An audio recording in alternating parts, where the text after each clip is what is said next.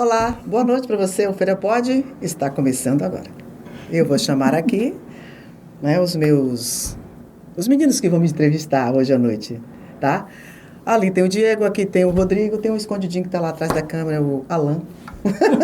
Me disseram que o Alan o quê? Alucinado. Alucinado. Não achei que tem a cara de alucinado, mas enfim. E aí? E aí que agora eu pego a deixa e falo, estou besta e sinto que todos os episódios que eu gravei, minha abertura é muito ruim.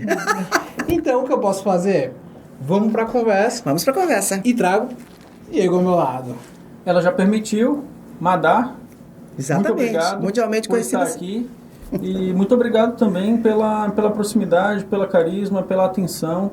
E eu que, digamos, sou seu colega de profissão, jornalista também, fico muito lisonjeado de poder conversar um pouco contigo hoje. E você que no dia a dia, é interessante, Rodrigo e os demais que estão assistindo a gente, que quando a gente comentou, assim, no âmbito familiar aqui com Madalena, todo mundo já, encontrei com ela em tal lugar, tal, gente super fina, tal.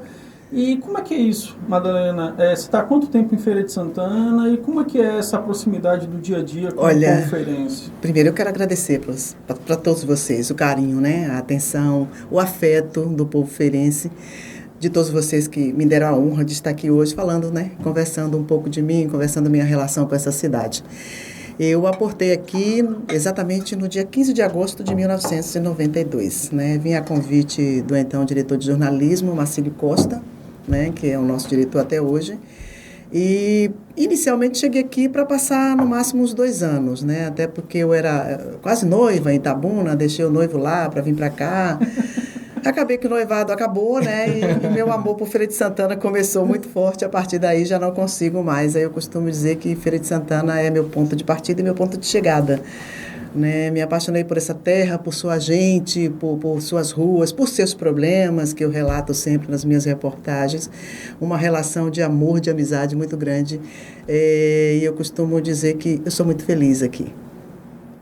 O que foi definitivo para Madá ficar em Feira de Santana? É isso, eu estava em Itabuna, eu comecei minha vida de jornalismo lá, né? Na realidade, eu não procurei o jornalismo. Eu costumo dizer que o jornalismo me procurou, porque eu estudava na FESP, que hoje é o UESC, né? Universidade Estadual Santa Cruz, na época era a Federação das Escolas Superiores de Ilhéus e Itabuna. E eu muito apaixonada por biologia, apaixonada por química, fiz ciências exatas, estava fazendo ciências exatas, e em nenhum momento da minha vida eu pensei em entrar no campo da comunicação. Então comecei, a minha pretensão era me formar como professora, fazer uma especialização em biologia, né? Comecei inclusive, e aí no meio do caminho eu fui trabalhar precisava trabalhar para fazer as duas coisas, porque eu era arrimo de família e tinha que ajudar em casa, e não se podia dar o luxo só de estudar apenas, né? Tinha que trabalhar também para ajudar dentro de casa. E uma certa época eu liguei para a rádio para poder colocar um anúncio lá de alguma coisa, que eu já estava trabalhando na prefeitura de Itabuna. Eu acabei sendo secretária executiva lá na prefeitura, de um prefeito lá da cidade. E liguei para a rádio exatamente para colocar um anúncio na rádio, né? E aí o locutor atendeu a ligação, ele disse: "Nossa, você tem uma voz muito bonita. Eu vou te botar no ar para a gente bater um papo. Pode?" "Se pode." Aí, conversamos um pouco, dei o meu recado que eu queria dar. E quando acabou, falei o que eu queria falar, ele disse: "Continua na linha que eu quero falar com você." Eu disse: "Tá bom." Dali ele me convidou para trabalhar na rádio. Eu disse: "Trabalhar em rádio? Que interessante." Aí se você passa, eu trabalhava na prefeitura e a rádio ficava em frente, né? Esse locutor já morreu, Vili Modesto, eu gosto sempre de citar o nome dele, porque foi o cara que acabou me jogando nessa vida. Começou me jogando nessa vida. E aí as coisas aconteceram assim: "Tá bom, eu acho que eu achei legal." "Como é que é?" Ele disse: "Não, você vem de manhã aqui, faz uma participação, né, no programa, logo cedo." Disse: "Olha, eu entro na prefeitura às 8 horas, não tem problema, você entra logo cedo." O programa dele começava às 6h30 da manhã, você aparece logo às 7 horas, e aí depois você vai para o seu trabalho normal. Eu disse: "É mesmo?" Eu disse: "Vem trabalhar comigo, adorei sua voz." Aí comecei a fazer isso, né? Fazer entrevistas, dava receita de bolo, conversava com a dona de casa, aquelas coisas tudo. Fui começando a paixão a fluir a partir daí, né? Pouco tempo depois, a Rádio FM, me ouvindo na Rádio Jornal, me fez um convite para ir trabalhar na Rádio FM. Só está sobrando emprego, né? Aí já fui trabalhar na Rádio FM também. Como não tinha muito tempo de fazer as duas coisas, trabalhava de manhã na Rádio Jornal, Na prefeitura eu era secretária, só sobrou os finais de semana, então eu fazia um programa nos finais de semana e aí a coisa foi pegando, foi pegando. No final da década de 1980, chegou a TV Cabralha. E eles estavam fazendo muito teste lá para ver se encontrava alguém para apresentar o outro jornal, porque tinha um amigo meu, que era também radialista, Ramiro Aquino, e a esse cara eu devo muito, muito mesmo. Ele fazia os 2 programas, né? Eu me lembro que na época era o Repórter Regional, que era à noite, e o Jornal do Meio-Dia, que era meio-dia mesmo. Então, eu trabalhando na prefeitura, olha só que coisa interessante, eu gosto de contar muito essas histórias, porque é bem interessante mesmo. E eu era secretária do prefeito lá e acabou que no final de ano morreu uma esposa de um dos secretários, né, até o secretário de Finanças. E a gente foi para o enterro, né, foi todo mundo para o enterro. Encontrei Ramiro Aquino subindo a ladeira do cemitério lá, que tem uma ladeirinha que a gente sobe. Ramiro me deu o braço, a gente foi conversando, batendo papo. No meio da conversa, ele disse, Madá, você tem uma voz bonita e é bonitinha. Eu acho que eu vou te levar para trabalhar na televisão. Você trabalhar na televisão. Você já não faz rádio? Então, eu vou te levar para trabalhar. Você quer fazer um teste lá? Eu não levei muito em consideração aquilo. Houve um enterro e tal. Na semana seguinte, ele voltou a ligar para mim, né? Lembra daquele teste que eu te falei? Chegou a hora de fazer. Isso, nossa. Bom, vou ver o que é que dá, né? Aí subi, tem uma ladeira dos Canecos lá enorme, lá em cima, a TV Cabralha, a primeira TV, se não me engano, do Norte e Nordeste, né, afiliada na época à Rede Manchete. Nenhum da época de vocês aqui. Eu lembro da Manchete. Obrigada. E aí subi a ladeira lá e fui, né, e tinha um cara lá chamado Nestor Amazonas, ele já tinha ele trabalhou muito tempo em Angola, aquela coisa, um jornalista muito respeitado, inclusive, né, usava uns óculos bem aqui, tinha uma cara de severo, tem ainda, mora em São Paulo hoje. E aí, quando eu cheguei, eu tinha os cabelos bem grandes, né? Quase batendo no bumbum. Aí ele chegou e disse, minha filha, corta esse cabelo. A apresentadora não pode ter cabelo grande. Naquela época, né? Tinha que ter os cabelos curtinhos. Eu disse, mas eu não sou nem apresentadora, você já quer cortar meu cabelo? Ele disse, me botou no estúdio e me levou. Não tinha teleprompter ainda. Não existia, né? Pegou umas laudas lá, jogou, umas laudas se espalharam, eu juntei. E ele disse, então, lê aí pra gente ver se você tem uma boa performance. Deixa eu dar uma olhada primeiro. E achei feio ficar, né, lendo coisa e acabei que improvisei as notas lá. Ele olhou pra mim assim, contrata, que é essa? A gente tinha feito o teste lá com umas 20 meninas, não sei. E aí, isso é mesmo? Vou me contratar? Ele disse, já está contratada. E na semana seguinte, Itabuna fazia o carnaval antecipado, né? E aí a gente tinha que já começar. Então, era para fazer piloto, aquela coisa toda, só que Itabuna, uma televisão que tinha chegado, todo mundo queria gravar comercial, então não deu muito tempo para fazer piloto, acabei estreando mesmo na dura. Fui apresentadora durante 4 anos e meio, quando, de repente, Marcelo Costa viu uma matéria minha na Rede Manchete, uma época, tinha um colega nosso que já trabalhava aqui também, Dedé, né? Ele estava precisando de uma apresentadora, de um repórter, que ela tinha saído para fazer a campanha de José Falcão, que na época estava se candidatando, em 92, né, que era candidato a prefeito aqui. Quem ganhou foi João Duval na época, se eu não me engano, né? Foi isso mesmo. E ela ia fazer a campanha, então tinha que sair do jornalismo. E ele me convidou se eu não queria vir para cá. Eu vim disposta, disse, olha, ele insistiu, ligou, aquela coisa toda. E aqui já é afiliada da Rede Globo. Da Rede Globo, já tinha 4 anos que tinha inaugurado aqui, a TV Subaiana, que ela inaugurou em 88. Em 92 isso aconteceu. Aí, como ele disse, bom, eu vou lá agradecer, que está sendo tão atencioso, né? Vou dizer que eu sempre cuidava dos meus avós, que já estavam bem velhinhos, né? E aí eu disse, bom, vou lá dizer obrigada, não vai dar para vir. Tinha mandado uma fita que ele solicitou. 15 dias depois eu estava morando aqui, trabalhando já como repórter e apresentadora. 29 anos depois aqui estou eu, conversando com vocês. E sua fala é interessante porque teve um dos convidados que falou o seguinte, não se diz um não para a Globo. É verdade? Tem isso, né? Todo mundo quer ir para a Globo, né? A Globo já tinha o tamanho que tinha nessa época? Sim, que já tinha uma projeção bem grande, sim. Porque a Manchete brigavam meio que por audiência, mas a Manchete já estava bem... E nessa época já em decadência. Aliás, já tinha entrado em decadência, né? Que aí a TV Cabralha lá já estava entrando para o SBT. E depois Record. Acabou virando Record, que o Edir Macedo acabou comprando e tal. Mas eu já estava fora nessa época, já estava aqui em Feira de Santana. Então, a Globo já estava bem. E a TV aqui foi um marco, né? existiu antes e o depois da TV Subaia, em Feira de Santana, né? A gente sabe disso, em todos os sentidos, né? Na abertura de novas oportunidades, de agências que começaram também a prosperar depois da chegada da TV aqui. Então, teve uma projeção muito grande, era uma das emissoras, uma das praças da Rede Bahia, muito promissora mesmo, e foi bacana ter vindo para cá, em todos os sentidos para mim, né? Foi uma mudança. Mais difícil deixar em Itabuna? Aquela história, Itabuna é tão perto daqui, né? 350 quilômetros, mas eu estava saindo assim, praticamente a primeira vez de casa, né? E como eu te disse, eu estava quase noiva lá, deixei o noivo lá, que o casamento acabou terminando. Acabei casando com um itabunense de novo, né? Mas não foi o dito cujo. E aquela história porque eu cuidava dos meus avós, ainda fui uma criança criada pelos meus avós, né? Eu tenho uma história de infância muito parecida com muitas crianças do Nordeste, né? Minha mãe engravidou muito jovem, com 17 anos, mãe solteira, e aquela coisa dos avós, né? Não tem responsabilidade de você tomar conta né? do neto. E eu acabei sendo criada pelos meus avós, que foi a melhor coisa que aconteceu na minha vida, na realidade, né? Então, eles estavam muito, muito doentes na época, né? E eu assim, poxa, mas é muito perto, e eu tenho um irmão de criação. Eu disse, não, vai que a gente continua aqui. Mas eu estava todo mês lá, né? Todo mês eu saía daqui, tinha que visitar Itabuna para ficar um pouco com eles. Eu acho que a parte mais difícil foi deixar minha avó, porque minha avó tinha uma relação muito grande comigo. Ela me criou mesmo sendo mãe 2 vezes, né? E como eles eram pessoas muito simples, pessoas muito pobres mesmo assim, beirando a extrema pobreza mesmo. Era um sacrifício muito grande criar os 2 filhos e mais como a gente costuma dizer, mais uma boca que chegou. Mas eu costumo dizer que eu fui discriminada por amor, porque eles tinham em mim assim... Se eles tivessem uma coisinha melhor dentro de casa, essa coisinha tinha que ser para mim. Então, tudo que eles faziam era para a neta. Até porque tinha algumas particularidades. Minha mãe acabou indo embora, não quis criar mesmo. Eu acho que na cabeça dela pesou muito isso. E eu vim conhecer a minha mãe 20 anos depois. Mas vim conhecer mesmo, porque eu não sabia por onde ela andava, nem os próprios pais sabiam. E ela não contou até hoje...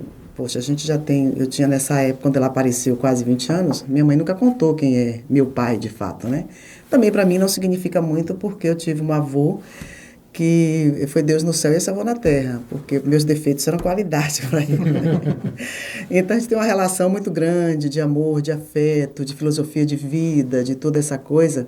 E a minha avó, ela se projetou mesmo, assim, aquela coisa de, né? Eu era o bibelô dela. Quando eu saí de Itabuna, eu tinha 34 anos para vir para cá, mas eu era a eterna criança deles, né? Mas eu cuidava deles, eles dependiam muito de mim. E a minha avó fazia tudo comigo. Se ela ia para a missa, era comigo. Se ela tinha que fazer a feira de casa, era comigo. Então, isso foi muito difícil quebrar, deixar ela sozinha lá, sem essa relação.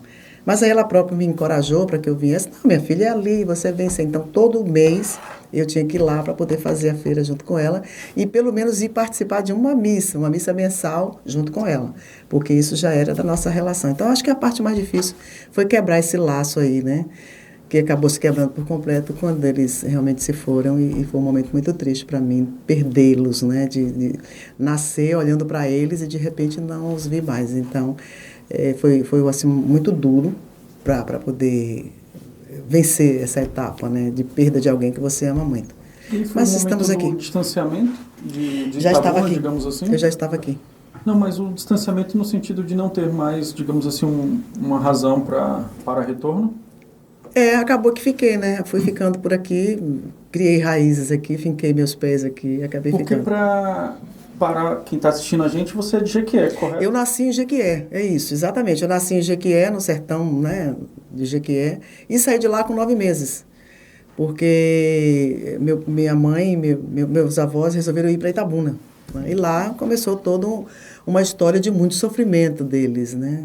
Aquela história de antigamente, que quando uma filha, como a gente usa aqui no Nordeste, se perdia, né?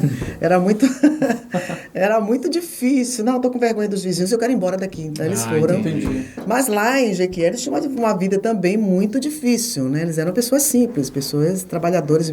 Minha avó era lavadeira, meu avô foi trabalhador rural, marceneiro, né? Minha avó era analfabeta, a gente que acabou alfabetizando ela um pouco mais tarde, né? Quando a gente já se entendia por gente, como a gente diz assim. Por eu notar que ela tinha muita vergonha de botar, né, o mata-borrão nos documentos e tal. Se você quer aprender a ler e escrever, ela disse, pelo menos assinar meu nome, porque eu tenho vergonha de não assinar.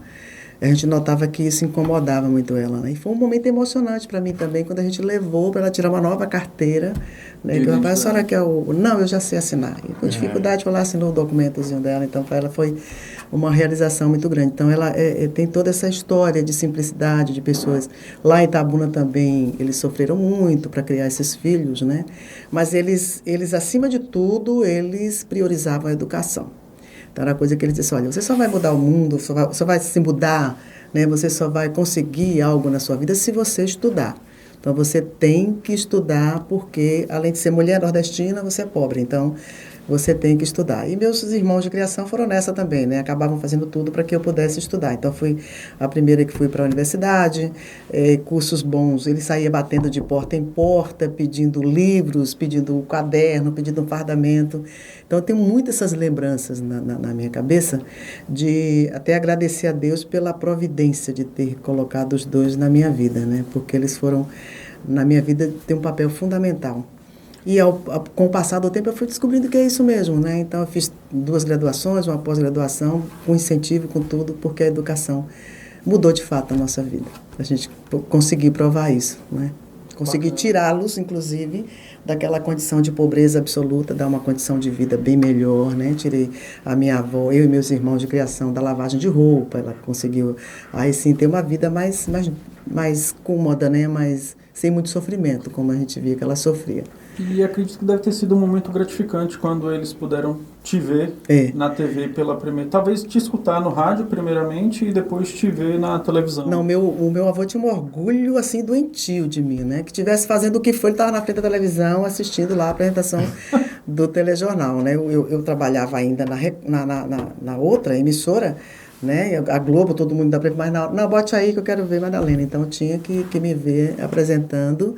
E aquela velha frase, né? Minha menina mora em feira, trabalha na Globo. Minha menina, né?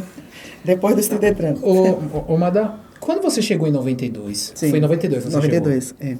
Você foi a primeira jornalista a fazer a apresentação do jornal? Você falou que tinha já 4 anos. Já, a TV já tinha 4 anos aqui. Eu vim substituir uma moça que tinha saído para fazer campanha política. Mas em Itabuna, eu fui pioneira, né? Fui a primeira apresentadora. Teve que quebrar muito paradigma? Olha, lá em Itabuna, eu não passei por essa... Se passei de modo despercebido. Eu sou assim meio... Eu acho que obstáculo, eu acho que dificuldade tem que ser vencida mesmo, certo, né? Então, não costumo muito imaginar essas coisas, eu vou em frente. Se eu achar que eu estou no caminho certo, eu me preparei para aquilo, não vou também de corpo aberto. E mesmo que eu vá enfrentar um desafio, eu vou estudar para saber aquilo, como é que se faz. Na minha vida de estudante, mesmo quando eu comecei a trabalhar muito cedo, aos 14 anos de idade, já dando reforço escolar, fazendo algumas coisas aqui, outra ali, para poder ajudar meus pais, às vezes eu chegava em algum lugar, você sabe fazer isso? Não, mas se você me der a oportunidade de aprender, eu vou fazer. Então, hoje eu vejo as pessoas aí com o celular, né? Tem o advento da internet, que é uma coisa que está aí para todo mundo, né? E eu vejo adolescentes, meu sobrinho mesmo puxando as orelhas dele, pô, você tem um mundo aí na sua frente para estudar. E eu me lembro que o meu primeiro caderninho, quando eu fui para a escola, que meus pais não podiam comprar, você sabe aquele papel de enrolar sabão?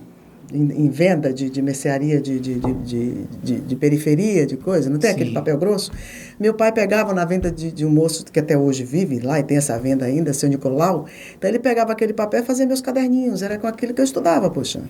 Então, eu acho que, sabe aquela coisa do inventor da lâmpada elétrica, né? Thomas Edison, que ele disse, um gênio se faz com 1% de inspiração e 99% de esforço próprio, né? De suor.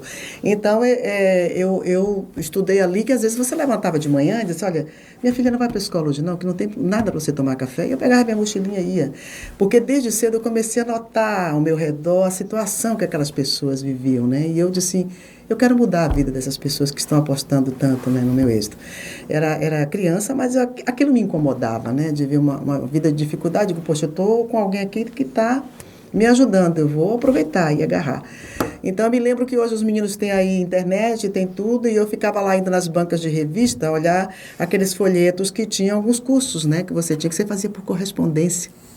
Tinha me lembro, Fundação Getúlio Vargas e tantos outros. Você tirava aquilo ali, preenchia, era curso grátis, eu vou fazer. Para quê? Eu não sei, para servir para alguma coisa. Mandava, vinham os módulos, e eu fazia em casa, recebia o certificado. Então, fiz vários cursos de secretária, de não sei o quê, de telefonista. Tudo isso me ajudou de fato, porque eu acabei que trabalhei em todas essas áreas. Fui telefonista da Telebahia durante algum tempo. Trabalhei tirando férias em escritórios de alguém que batia na porta. Eu estou precisando trabalhar. Ó, tem um aqui para tirar férias, você quer tirar?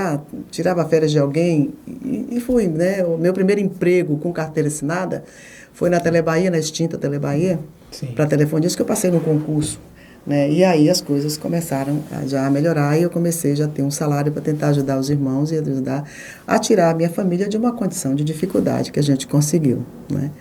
E aí a vida seguiu, estamos aqui. Biologia lhe ajudou em alguma coisa no jornalismo? Meu curso de ciências exatas, né, hoje você faz diretamente o vestibular para para biologia, ciências biológicas e tal. Assim, lá, na época que eu fiz, você fazia primeiro todo o curso e um ano de especialização, 1 ano e meio.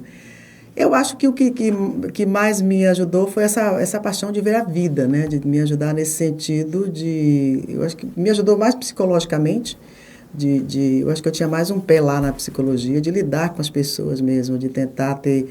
Eu gosto muito de ser empática, de me colocar no lugar do outro, né? De você conversar, de você extrair das pessoas. Mas tudo que eu fiz, e tudo que eu fiz na universidade também, claro que tem me ajudado até hoje nessa minha trajetória, né? Nos campos onde eu atuo. Madá, quando você chegou em Feira, e aí você já estava como repórter... Já era repórter, apresentadora. Já. Você lembra... Até hoje, nesses 29 anos de carreira, qual foi a reportagem que mais te chocou, que mais chamou sua atenção, que você lembra até hoje? Não, essa aqui é top 1 porque é muito... Foi impactante na minha vida. Tem várias histórias. Nessa longa trajetória, a gente faz várias coisas, né? Histórias de superação, história de pessoas, né? Histórias tristes para você contar, história de pessoas que acabaram entrando no outro mundo, coisas que a gente não gostaria de contar. Tem uma série de reportagens assim, mas tem uma que me marcou bastante. Geralmente, quando me perguntam, ela me vem logo à mente, né? Quando eu cheguei aqui em Feira de Santana, eu acho que pelo menos um bom tempo eu não via chuva, né? Porque a seca aqui é assim, uma coisa muito castigante mesmo. E aí eu fui fazer uma matéria numa comunidade, a diretora hoje, ela é presidente do Sindicato de Trabalhadores, Conceição Borges, que é muito minha amiga, ela... Quando isso acontece, ela já sei a história que você vai contar, porque realmente foi uma história que me marcou bastante. E aí eu fui fazer uma história de seca, né? Fui fazer uma matéria da seca, numa comunidade de São José, que eu não vou me lembrar agora. E quando eu cheguei lá, estava seca, escaldante mesmo, aquela coisa de terra rachada, não tinha nada para ninguém comer, as pessoas comendo bredo, que é uma folha que as pessoas catam, né? E aí eu fui mesmo a fundo, entrei nas casas das pessoas para mostrar tudo aquilo. Eu morava ali na rua Juraci Magalhães, né? No centro de Feira, né? Acho que ali é Ponto Central. E aí eu morava ali. E fui com Conceição fazer essa matéria, né? Geralmente, quando a gente vai para a roça fazer alguma coisa, vai alguém do sindicato, para os caminhos da roça, às vezes, para quem mora na cidade, é meio difícil para ir. Então, ela foi me acompanhando. E assim, quando você tem alguma família muito necessitada aqui, a gente precisa mostrar a história, a situação que essa feira, chamar a atenção dos governantes, alguma coisa, para tentar ajudar com frente de trabalho, qualquer coisa nesse sentido. Vamos. E me levou na casa de uma moça, se ela tivesse uns 30 e poucos anos, e ela tinha, acho que uns 3 filhos e uma neném ainda, né? Uma recém-nascida. E aí a gente começou mostrando a história dela, fui até a cozinha, né? Um fogão de lenha, com panelas esfumaçadas, aquelas coisas, e nada para comer, não, uma panela com bredo dentro, isso é a única coisa que tem para comer, E aquilo me sensibilizou bastante. Corri, fiz a matéria, e a neném estava com muita febre. Disse, mas sua filha está com muita febre, ela está doentinha. E no meio do caminho eu vi, pelo amor de Deus, a gente precisa ajudar essa menina, essa criança está com febre, aquilo é fome, ela está passando muita necessidade. Eles também acham, Madá. Vocês vão fazer o seguinte, eu tenho uma amiga lá em Itabuna, que ela é pediatra, vamos ver se a gente consegue marcar para levar essa menina, né? Ver se a gente ajuda a comprar os remédios, alguma coisa. Eles, tudo bem. Corri, trouxe a matéria para o BATV. Passou no BATV essa matéria, essa história toda. E quando eu voltei para casa no meu plantão, que eu cheguei na porta de casa, tinha uma montanha de alimentos. Os próprios moradores do bairro, ali do ponto central, né, na rua onde eu morava, recolheram esse alimento e colocaram com um bilhete assim, para aquela família que você mostrou na matéria. Liguei logo para a Conceição, né, disse, Conça, não te conto. Aí ela disse, meu Deus, que coisa boa, vou arranjar um carro aqui amanhã para a gente pegar, botei na garagem e tal, no outro dia. Liguei para a pediatra realmente para a gente tentar marcar. Ela disse, pronto, veja o dia que você pode trazer a menina para a gente examinar. E aí saímos com um caminhão para ir levar esse alimento, né, lá na zona rural. Quando a gente chegou na porta, a gente trouxe aquela festa toda e ela muito triste, né?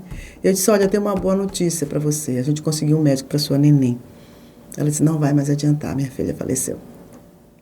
Então, é uma história que eu me lembro sempre com muita emoção, porque me remotou de uma certa forma também. A minha história de infância, né? De muita necessidade, de pessoas simples, de pessoas sem oportunidades que às vezes não conseguem nem comer, né? É o menos do digno, é você ter comida na mesa, né? E eu me lembro muito dessa matéria com muita emoção, até porque o socorro chegou, mas não chegou. Para aquela garotinha, ela não teve chance. Né? Isso foi em que ano? Eu acho que tinha uns 2 anos depois que eu cheguei aqui. 94. Eu cheguei em 94, por aí. Me lembro muito bem dessa história. Não é tão distante. Não é tão distante. Não, e a gente não é. imaginar que ainda... ainda temos, eu ainda vou muito... E às vezes não tão longe. Ainda vou muito em zona rural, né? Mostrar... Há pouco tempo eu mostrei uma história também e falei até dessa menina na Flifes, né, sobre uma coisa muito interessante, isso tem pouco tempo, tem uma história de 1 mês ou 2, eu estava lá e me chegou uma cartinha, né, alguém te deu, e as pessoas deixam muitas cartas na redação pedindo alguma coisa, né, e deixam para mim. Me chama de prefeita da cidade. Primeira dama. E deixa, tá, me chama assim, a dona de feira, que brincam muito comigo, e deixam muitas cartas. E eu recebi uma carta, abri a carta, era uma menina contando, né, a sua história, uma dificuldade, que ela precisava estudar e que a mãe dela não tinha condição, o pai tinha morrido e que ela vivia uma vida de dificuldade, mas ela estava pedindo ajuda, uma ajuda para tentar, porque ela estava estudando de forma remota, mas o celular não funcionava, ela não tinha um computador, aquela coisa toda. Disse, poxa vida, meu Deus do céu, tem muita gente que liga pedindo, né, manda e-mail pedindo, me ajuda aqui, tá, outros me ligam, eu quero conhecer artista tal, eu quero que você me leve até fulano, ou coisa dessa natureza. Mas para pedir entrevista. Pedindo emprego, né? E o que mais me chamou a atenção é que na era da tecnologia, dos e-mails, dos aplicativos, alguém me escreve uma carta de punho próprio, né? Eu acho que depois eu acabei descobrindo de que aquela história ali era para alguém que queria botar mesmo a sua essência naquela carta. Cheguei para o produtor e disse, olha, a prefeita está autorizando, faz uma matéria com isso aí. Felipe, que é o produtor Rio, aguardou a carta e foi aquela coisa de, né, programar e tal, acabou demorando um pouquinho. Depois, aquela carta que você recebeu, você lembra? Se lembro, você não mandou fazer ainda, você vai deixar de ser meu assessor, ainda brinquei com ele e tal. Não, nós vamos mandar fazer e é você mesmo. Que legal. Aí fui fazer, né. Quando eu cheguei lá, uma vida de dificuldade muito, muito grande. Eu sentei ali naquela sala, comecei a fazer a matéria como se eu estivesse contando a minha história. Mas, meu Deus do céu, como a coisa vem, né? Comecei e tal, fiz uma matéria, aquela coisa toda. E sentei do lado da menina e disse, olha, Laila é o nome da menina. Ela dizendo que não ia desistir de estudar, que ela queria mudar a realidade da família dela. Disse, Laila, que coisa linda, eu vou te contar uma história. Eu queria que você não parasse mesmo, que você não desistisse, porque está aqui diante de você uma pessoa que nunca desistiu e que teve uma vida tão parecida com a tua. Eu vou te dar só um resumo para você tentar entender que é uma história bem parecida. Se eu sei, eu já ouvi a entrevista sua na rádio. E é em você que eu me inspiro. Disse, poxa, que bacana isso, né? Alguém que já fiz toda a matéria e o retorno dessa matéria foi fantástico, porque ela chegou no exterior, né? Tem um senhor nos Estados Unidos que assumiu tudo, está assumindo tudo, e aí conversamos, e fiz a segunda matéria do que mudou, né? Não foi só o alimento que chegou em quantidade muito grande, que elas estavam passando fome mesmo, uma vida difícil, aí ganhou o computador, a mãe tinha comprado um computador usado, a prestação, e a minha preocupação, ela não pagar, porque ela não pagou, eles vão tomar esse computador, né? E essa menina vai ficar sem estudar agora, mas aí nem precisou, porque além de pagarem um computador, ela recebeu 2 computadores, 2 notebooks para estudar, telefone, então. E esse moço lá dos Estados Unidos, porque a matéria foi para o G1, foi uma das matérias mais vistas, e aí ele se comprometeu até em consertar a casa, que já estava caindo, tal, até que acompanhar, que ele pediu, acompanhe essa obra aí. Ele é da igreja, acho que é da Igreja Batista, junto com a igreja daqui, já está intermediando para dizer assim, se essa menina quer estudar, ela vai estudar.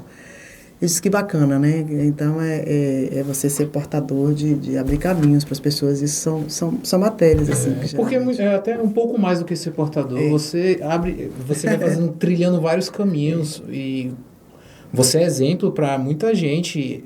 Eu tenho uma colega de trabalho, você fez parte da primeira turma de jornalismo da UNEF. Isso, Foi da UNEF? Exatamente, foi. Da UNEF. Ela foi assistir seu TCC. Ela estava no 3º semestre. Porque você inspirava ela, tipo assim, poxa, que legal, velho. E meu TCC foi, assim, uma coisa difícil também, porque eu tinha sofrido um acidente.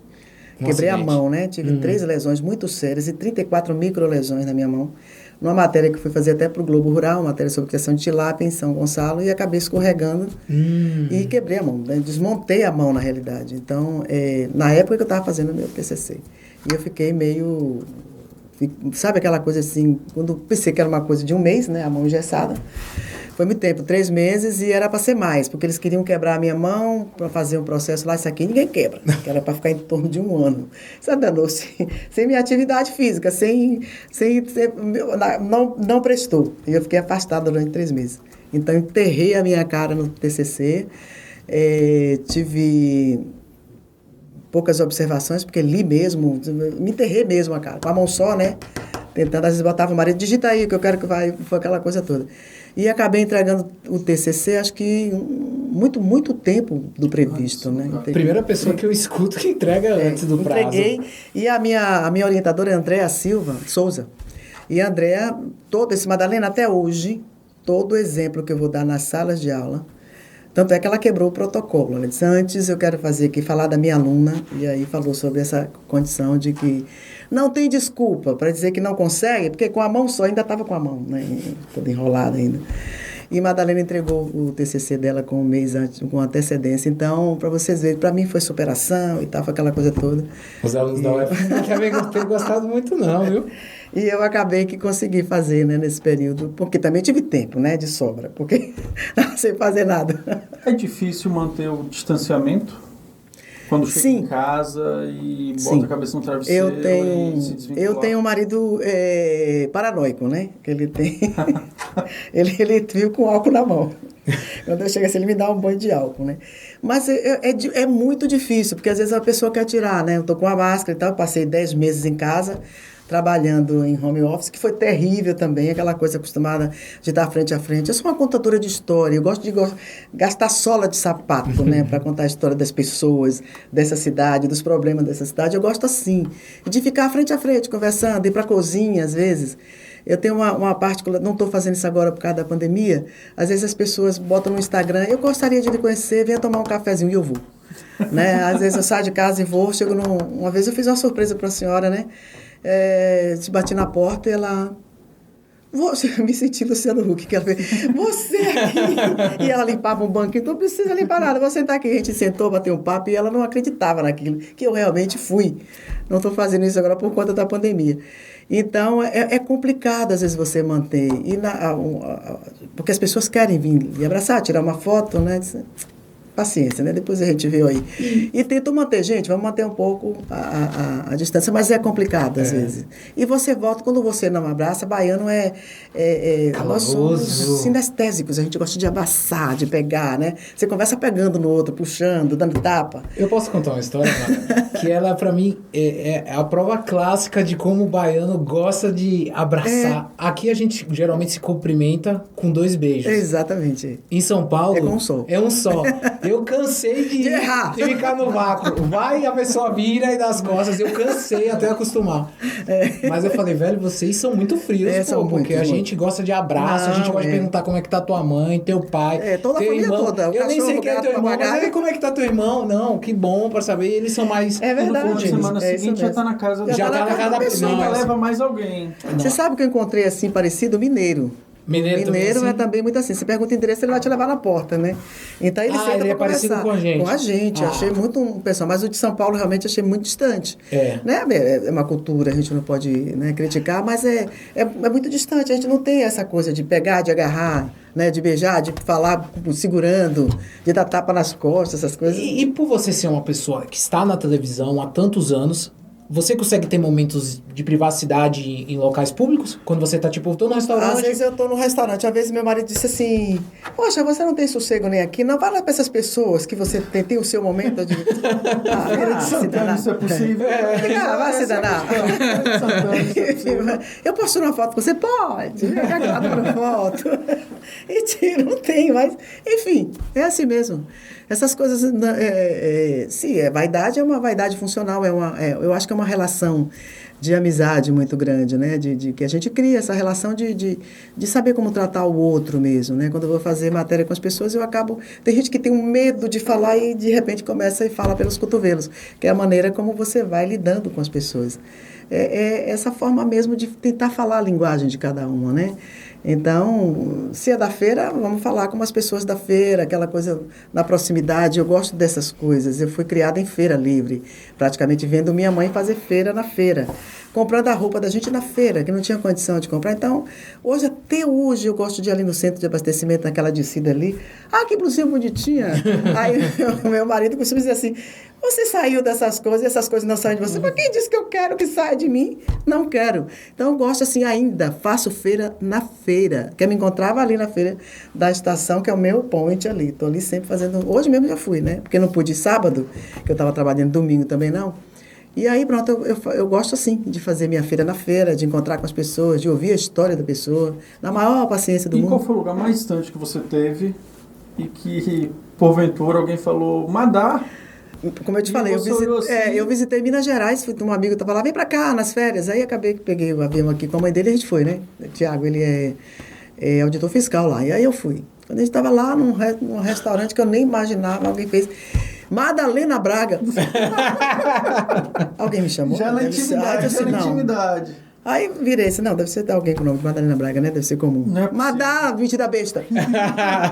Quando eu olhei, eu disse, não, eu moro em Irará, tô aqui. Tinha botado num restaurante, era a dona do restaurante. Eu te acompanhava, e tira foto e faz live pra alguém, que ela tava comigo lá. Foi uma festa, você vê.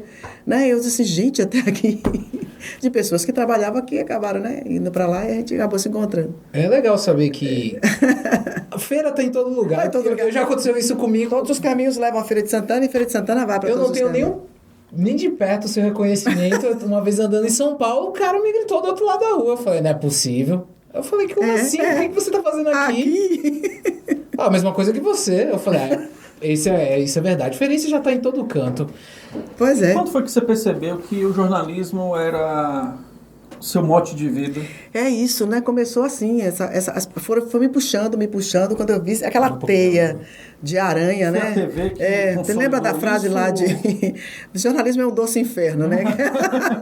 Me lembro dessa frase de Dante, eu te falei agora há pouco da minha infância, que meu pai, sempre que eu roubei um livro do meu pai para ler, aquela coisa toda, e foi, né, a Divina Comédia de Dante Alighieri, e quando eu cheguei na parte do inferno, tinha lá, né, quem entrar aqui, esqueça lá fora todas as esperanças. Então chegou um ponto que eu acabei tão dentro do jornalismo que por mais que você queira sair, você já não sai mais, né? Acabei descobrindo, ficou para trás a sala de aula, outros planos, né? Que a gente estava, quando eu vim para cá, a gente estava fazendo plano, eu e alguns colegas, de botar um cursinho, né? Para ganhar vida de alguma forma. Ainda na parte de ciências Ainda na parte de ciências biológicas, e aí, de repente, você... No jornalismo você entra e assim, como foi que eu entrei nisso aqui, senhor? Como é que sai agora? Cadê a saída? Não consigo encontrar, né? E essa paixão, acabei descobrindo, o jornalismo me fez descobrir que a minha grande paixão é essa mesma, a paixão de contar histórias, né? Mudou muito de lá para cá, porque você começou no rádio, foi para uma TV que não tinha teleprompter e depois... TV Subaé, Rede Globo, muita mudança na forma de fazer. De todas as formas, né? Porque o jornalismo, na sua essência, é aquilo mesmo, né? De contar histórias verdadeiras, ter a responsabilidade da apuração, essas coisas que a gente sabe do jornalismo, ele vai ser eterno nesse sentido, né? Fora as fake news da vida, a gente sabe que o jornalismo é exatamente essa história de relatar fatos verdadeiros, né? Para não destruir a vida de ninguém, mas para você denunciar situações que apontar soluções para problemas, para essas coisas todas. Acho que o jornalismo tem esse papel fundamental de contar a história verdadeira mesmo. Mas no seu formato mudou muito, em tecnologia, na linguagem, tudo, né? Quando a gente lembra que a gente faz muitos cursos, que a gente lembra, já fiz muito curso com William Bonner, com César Tralli, a gente tem foto com ele. Ele pediu para eu tirar foto com ele. Ele pediu para tirar foto com ele. Madalena! Vem cá, manda tirar foto comigo. Foi o contrário, na realidade. Então, eu me lembro dessa coisa de como começou, né, a TV, como a TV começou, trazido lá para o seu Assis Chateaubriand, essa história que a gente dá em jornalismo, e que todos os profissionais migraram do rádio, né, aquele vozeirão impostado, que era que encantava, né, as donzelas, nos programas da noite, aquela coisa toda. Então, como não se tinha imagem, né, os locutores tentavam admiração das pessoas, porque era bem próprio da época, aquela voz impostada, aquela coisa toda. Quando eles saíram, foi para a televisão, foi até uma decepção muito grande, porque, mas é esse cara que é fulano de tal, esse cara assim e tal, né? Nem tão bonito como se imaginava que fosse. E ainda foi aquilo realmente com aquela voz impostada, aquela coisa, né? Do rádio, levada do rádio, oriunda do rádio.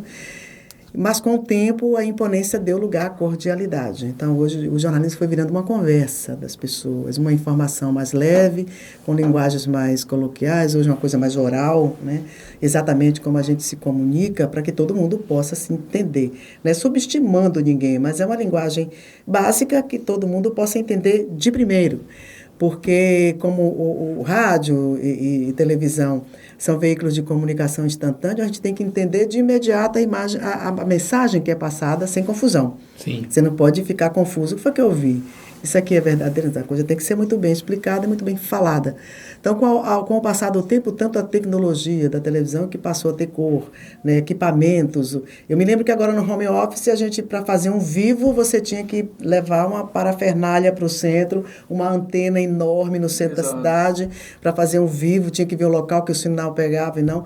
Com o celular que eu botei na minha sala, um aplicativo, eu fazia os programas de lá, fazia minhas reportagens, entrava nos programas da TV Bahia, então fazia tudo daqui. Então ela mudou muito em tecnologia, o que facilitou bastante, né? Como a notícia ficou mais instantânea, mais perigosa até, porque quem quer se valer disso acaba levando informações inverídicas para frente, né? Então por isso que a gente tem que ter a credibilidade e o cuidado de estar sempre investigando antes de botar no ar.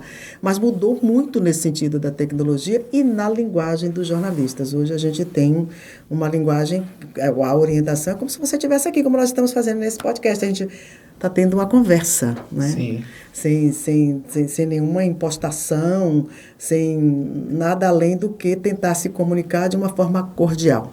O jornalismo acabou virando isso ao longo da sua trajetória, né? Diego, antes de você mandar uma pergunta, assim como a TV Subaé, a gente gosta de falar dos nossos parceiros, que eu acho que a gente já conversou um pouquinho. Falar rapidinho, e a gente sempre pede o apoio, e você vai nos apoiar nessa, falar um pouco sobre o espaço que a gente está gravando hoje, que é o nosso parceiro. Fiquei encantada em conhecer, Diego. Já me mostrou aqui. Eu fiz uma viagem para chegar até aqui o estúdio. E fiquei encantada até porque eu não conhecia, de fato, o espaço, né? E essa é a ideia. Bacana. Muita gente não conhece o Hub Feira. Vai aparecer um QR Code na tela. O link sempre está na descrição, que é um espaço voltado para tecnologia, inovação, empreendedorismo. Você tem uma ideia de startup? Faz contato com o Hub. Você tem uma ideia de negócio? Faça contato com o Hub. Aqui, se você quer alugar um auditório, faça contato com o Hub. Porque aqui você vai encontrar todo tipo, qualquer coisa que você precise. E assim, vai encontrar a galera do Ferapod e quem sabe a própria Madá por aqui. De repente. Sou fácil de encontrar por aí, numa boa. Então, mas se quiser, a gente marca o encontro aqui no Hub, não tem problema. Tomar um café aqui. E o café daqui é muito bom. Então, Diego, pode fazer sua pergunta agora, Diego. O que eu ia te perguntar, Madalena, era justamente o seguinte: nesse processo de Madalena, no caso, ser muitas vezes, digamos assim, teus fãs, e quem é o contrário? Quem é que inspira Madalena Braga no jornalismo? E quando foi assim que o coração bateu mais forte, assim, falar, meu Deus, estou entrevistando essa pessoa aqui, isso é real? Mais ou menos como a gente está aqui agora. Eu já tive momentos assim muito bacanas. Eu não sei se vocês lembram de uma jornalista chamada Leda Nagli. Sim, sim. Então, Leda Nagli já tinha apresentação bem mais conversada. Eu era fã, assim, Ela foi da né? época de Dilton Sim, Coutinho, não, é isso? Leda da Globo, né? É da Leda Globo, Nagli. Leda Nagli. Ela- Acho que ela ela- tem um canal. É um canal agora, Ela tem um canal no YouTube, pô. é. Não, eu tô E confundindo. eu tinha, assim, então. uma paixão muito grande, e tenho até hoje, que é uma jornalista que ainda existe, né? Mônica Waldvogel, que eu gosto muito. Ela hoje está na Globo News, né? Gosto de assistir bastante, me inspiro bastante. Até no texto dela, tudo que é um texto muito bem escrito, muito, aquela coisa que eu digo, muito cordial, né? Um texto muito bem embasado. Então, são jornalistas assim que eu gosto de ouvir, né, de assistir. E, atualmente, de todos os telejornais da Globo, que eu gosto muito, assisto a todos, mas não gosto de perder o Jornal da Globo, né, com Renata Lopretti. Acho, assim, uma mulher conhecedora do assunto mesmo. Ela tem cátedra para falar de cada assunto, principalmente de analisar, né, fatos políticos, né, com muita responsabilidade, com muita sabedoria mesmo. Sou fã. Então, gosto muito de Renata Lopretti. E faltou outra parte. Quem você entrevistou que o lado fã de Madalena, digamos assim, ficou... Uma certa época eu fiz um intercâmbio em Recife, na Globo de lá de Recife, né? Já morreu, mas eu entrevistei na época Ariano Suassuna, um escritor Ariano Suassuna. Ariano Suassuna estava entregando um título de cidadã pernambucana, sabe quem? Raquel de Queiroz. Nossa. E eu entrevistei os dois, mas eu estava fazendo intercâmbio e recebi essa pauta à noite. E aí fui, disse assim, gente, eu estou aqui diante de Ariano, eu estou aqui em Estarrecido, eu sou seu fã, meu pai, eu sou sua fã, meu pai realmente li muito dos seus livros, e fui citando alguns assim, que meu avô me incentivava, e ele riu para mim e tal. Tiramos foto, entrevistei ele, e também Raquel de Queiroz, né? Assim, foi um momento histórico para mim, muito bom mesmo, inesquecível até. Eu queria pegar um ganchinho e falar um pouco, já que a gente está falando de alguns programas da Globo, sobre o Profissão Repórter. E você tem muito contato com a Universidade de Jornalismo. Você acredita que esse tipo no caso de programa, ajudou os estudantes a terem uma visão diferente do que é o jornalismo? Eu acho que deu a eles a real situação do jornalismo, né? Porque eles estão em campo praticamente fazendo tudo, né? Produzindo uma matéria, indo em busca daquela matéria, tentando sentir, e vocês sentem ali que às vezes o Caco, ele chama, né, o repórter que foi fazer, por que você não fez assim? Então, é uma aula aquilo ali, Exato. né? É uma universidade mesmo, que ele cobra do jornalista, né, do repórter, do estudante. Então, eu acho que quem passa por ali tem muito a aprender. Na verdade, do foco. Fantástico. Né? Porque são os jargão. Mas é fantástico com o Caco Barcelos, que é um aprendizado. Eu acho que dá uma real mesmo do que é o jornalismo em si, da busca dessa notícia. Você já teve com ele, com o Caco? Não o conheci. Não. E teve um programa dele, do Profissão Repórter, que eu nunca vou esquecer. A cara de assustada dela foi um show de Racionais na virada cultural que deu um mega problema. O prefeito era até o Kassab. E o Racionais estava em cima do palco, falando para as pessoas pararem, e o público não queria acabar, porque a polícia queria acabar com o show de Racionais, por todo o problema que diz que o Racionais causa. Racionais pedindo para o pessoal parar, e a polícia indo para cima do pessoal, o pessoal indo para cima da polícia, e a repórter... Ela estava assustada, ela falou, eu não tenho como, eu não consigo. Eles se mostram ali, inclusive. Outro programa muito forte também foi sobre a pandemia. Sim. Que os repórteres choravam, eles estavam ali de frente à situação, vendo gente chorando, que recebeu a notícia de que alguém tinha morrido. É ali um laboratório, aquele programa, na minha opinião. É um excelente laboratório para a profissão de jornalista. Era uma das... falando até um pouco de mim agora, também no objetivo, mas assim, foi um dos motivos até, que a gente, quando vai fazer jornalismo, tem um pouco disso. E aí, no meu caso, um dos era escrever para caros amigos, e aí eu lembro que depois de uns 6 meses, antes disso, eu recebi a resposta do Renato Pompeu, na época, que era o editor-chefe, autorizando a publicação do meu texto, só que já fazia tanto tempo que eu não publiquei, eu tenho o e-mail até hoje, eu não apaguei. E o outro era o que a gente chama... para a parte do Profissão Repórter, que é videoreportagem, que é o vídeo repórter e você coloca a câmera no ombro e aí você vai fazer Sai a matéria. correndo atrás da notícia. Você é produtor, você faz tudo. Ali, é por isso que eu Você digo, só falta porque editar. o jornalismo é um pequeno exército, né? Para E produzir aí, uma matéria jornalística. Essa é a diferença. Você tem lá o produtor, você tem o pauteiro, né? Você tem as pessoas que ligam, que marcam o repórter, apurar aquela notícia toda na redação, lhe entregar a pauta e você vai e faz tudo de novo. Porque o jornalismo é isso, né? Você sai com uma pauta, mas você tem que checar todas as informações que estão ali. E o profissão repórter é isso. O repórter, ele sai, o foca, como você diz, ele sai nessa busca, ele aprende de tudo ali, prova de fogo. E aí, Madalena... Sem esconder a sensibilidade, né? Porque eles se sensibilizam ali, eles se mostram como pessoas que são. E aí é a questão agora de fazer a pergunta desse outro distanciamento, que é você se distanciar dessa notícia ao chegar em casa. Você falou do seu esposo, que fala das pessoas quando vai distanciar, mas aí quando a notícia está em você, ele coloca a cabeça no travesseiro. Às vezes você fica ali pensando, né, em situações. Eu me lembro de uma matéria que eu fiz de uma mãe, a gente recebeu a notícia de que na zona rural de Bonfim de Feira, tinham 3 adolescentes que tinham sido mortos. Vai lá, teve uma chacina e tal, fui lá fazer a matéria. E quando eu estou lá fazendo a matéria, chegou uma mulher desesperada, caiu em cima daqueles 3 corpos, chorou. Isso foi no ao vivo? Não, foi numa matéria mesmo que eu fui fazer. E chorou e eu ainda tentei consolar ali. Quando eu acabei que fui descobrir, você é o que é deles? Eram 3 filhos, os 3 filhos que ela tinha.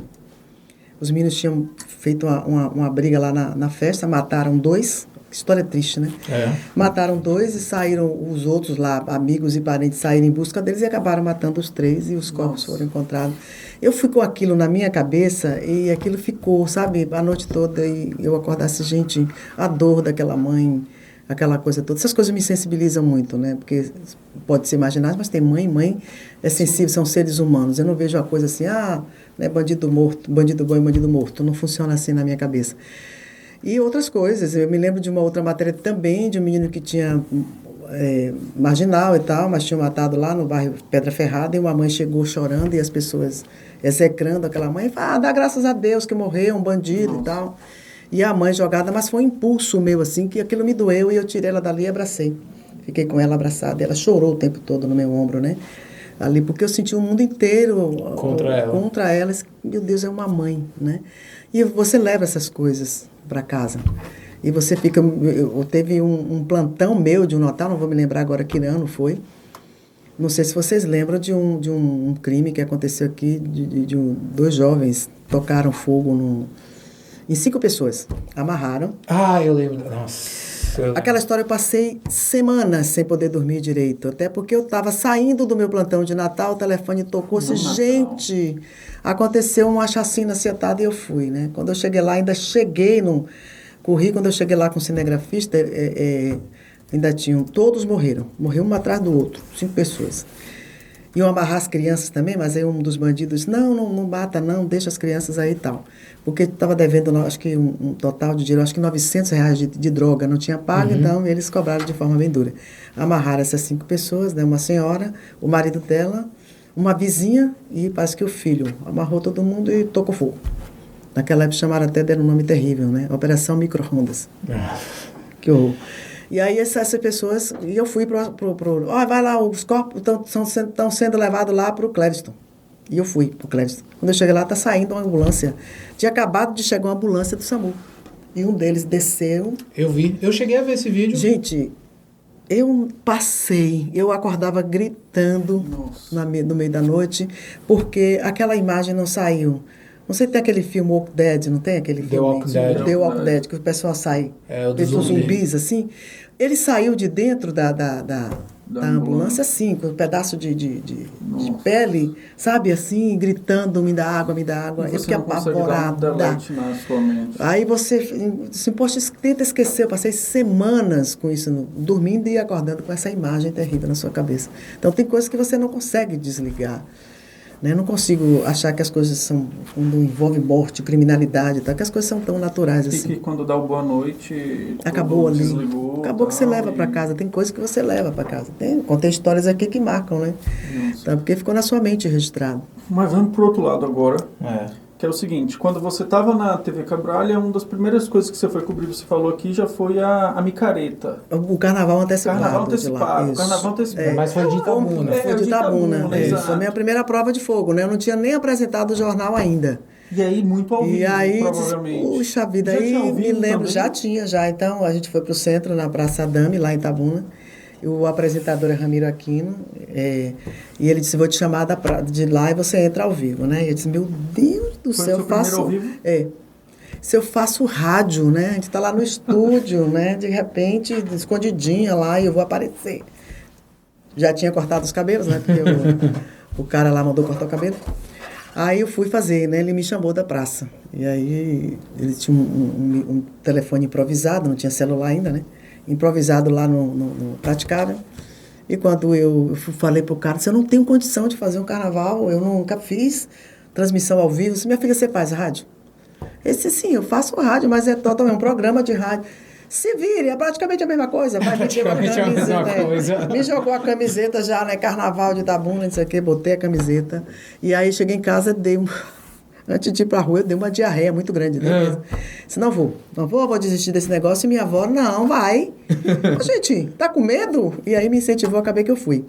E aí Ramiro me chamou e eu fiz tudo, né, que tinha que fazer. Disse, vou fazer o quê? Eu me lembrei que avistei à minha frente o secretário de turismo. Eu trabalhava na prefeitura, né?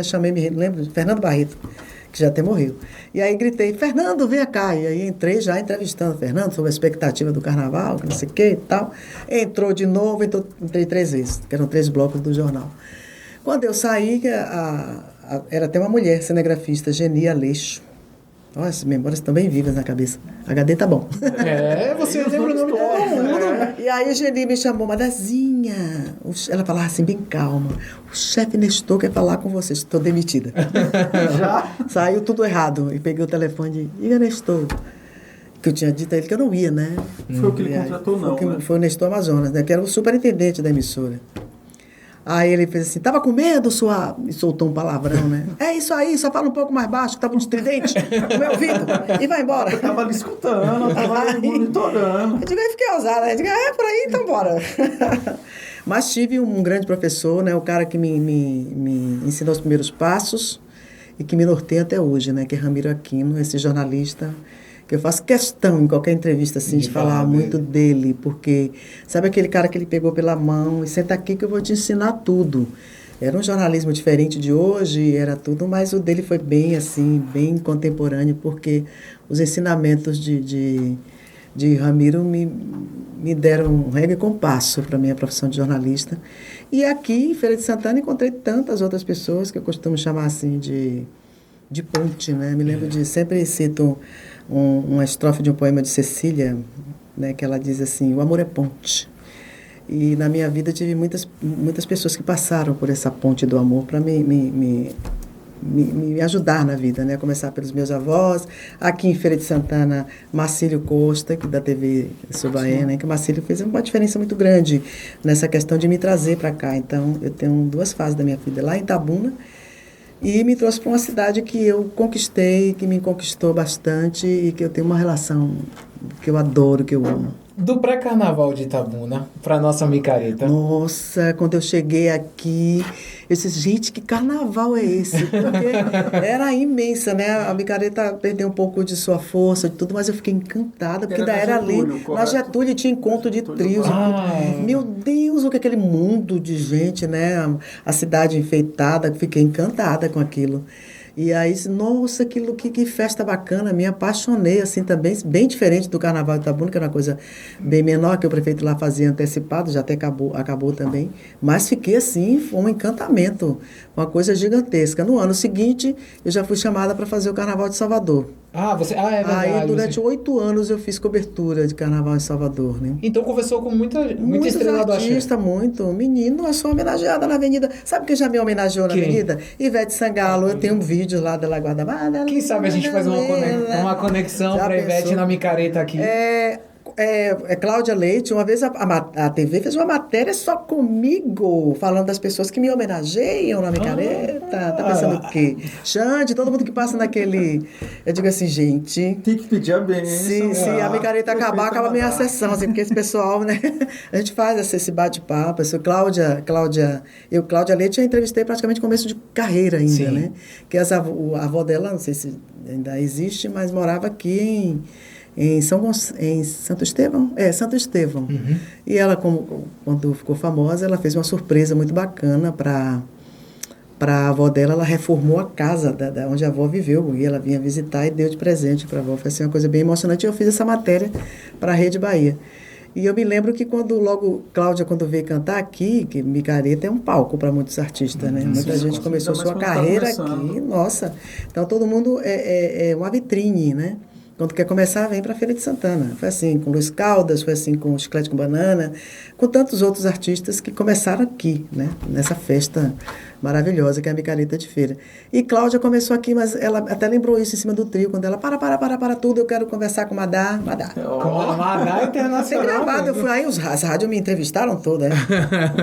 Para contar essa história. Menina, a Cláudia Leite te fez uma homenagem e ela contou essa história. Madá, você lembra que a primeira vez que eu cantei aqui, eu fui vaiada? Ela foi vaiada aqui em Feira, né? Aqui o público é exigente. Rapaz, e ela contou que devia muito, que as primeiras matérias da carreira dela foram feitas por mim, aquela coisa toda. Aí, amiga de infância.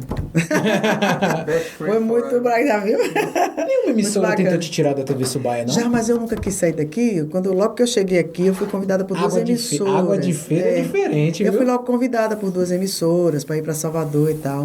A própria TV Bahia se cogitou aquela coisa de... É isso que eu ia falar. Mas eu acabei...